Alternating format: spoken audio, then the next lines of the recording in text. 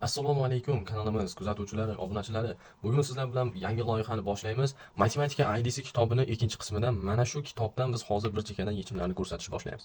Bugungi videomiz eng birinchi mavzusi ratsional tenglamalar mavzusida hozir sizlarga eng murakkab misollarini yechib ko'rsatib, yechimlarini tushuntirib o'taman. Kitob ochadigan bo'lsak, boshlanishdagi misollar unchalik ham qiyin emas. Bu yerda siz ko'radigan bo'lsangiz 12-misollarimizda 2x - 1 ni kvadrati plus 8 ko'paytirib 2x - 1 plus 15 teng 0 degan tenglamani ko'radigan bo'lsak, bu yerda ikkalasida ham ikkita joyda bir xil ifodani ko'rishimiz mumkin. 2x - 1 degan ifodani biz t deb belgilab olsak bo'ladi.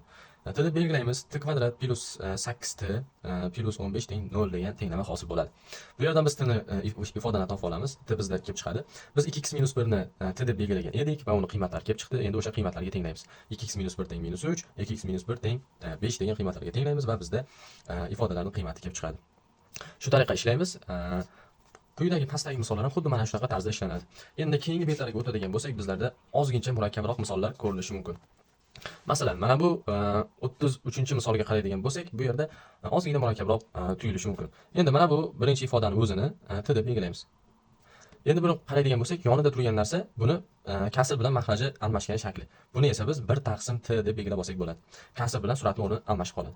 Endi shu tenglamani yechib qo'yamiz. T plus 1 taqsim t teng 2,9. T ning qiymati kelib chiqadi va buni x kvadrat plus 1 taqsim x teng o'sha topgan qiymatimizga tenglab qiymatlarni keltirib chiqaramiz. 34-misolda esa x kvadrat plus 6 taqsim x bu yerda o'rnida almashganini 5 ga ko'paytirilgan bo'ladi. Mana shu sonni o'rnini almashtirsak, surat bilan mahrajini 5 ga ko'paytirsak, mana bu narsa kelib chiqadi.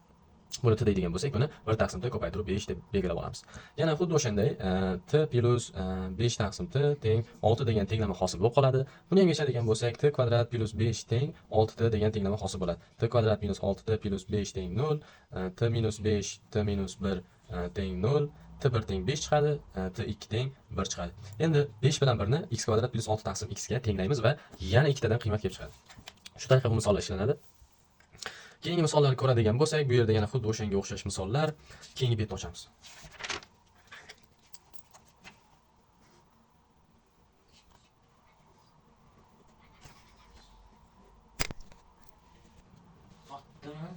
O'ttiz yettinchi misolga qaraydigan bo'lsak, bu yerda ozgina endi boshqacharoq misolni ko'rishimiz mumkin. Bu yerda tenglamamizni ikkala tomonda ham x + 4 ko'paytirilyapti. Mana shu narsani 0 ga tenglaymiz. X + 4 teng 0 deb yozib olamiz. X + 4 teng 0, x teng -4 degan qiymat kelib chiqadi. Endi bu yerda qiymatni topib olganimizdan so'ng x + 4larni qisqartirib yuboramiz. 2x + 1 teng x + 3 degan tenglamani yechib qo'ysak bo'lgani. Endi bu tenglamani yechamiz, x teng 2 degan qiymat kelib chiqadi. Bizda tenglamamizning javoblari -4 bilan 2 degan qiymat kelib chiqar ekan. 38-misolimizda ham xuddi shu narsa, xullas ancha misol xuddi shu tarzda davom etadi. 45-misolni ko'rsataman. Bu endi ozgincha murakkab bo'lishi mumkin. x ning 4-inchisi -16, 2x - 4, x kvadrat plus 4, 3x - 6, x plus 2. Bizda x ning 4-inchisi -16 ni mana shuni ko'paytiruvchiga ajratishimiz kerak. Buni x kvadratni kvadrati minus 4 ni kvadrati deb olamiz. Buni yoyib chiqadigan bo'lsak, ayirmani kvadratiga qo'yamiz.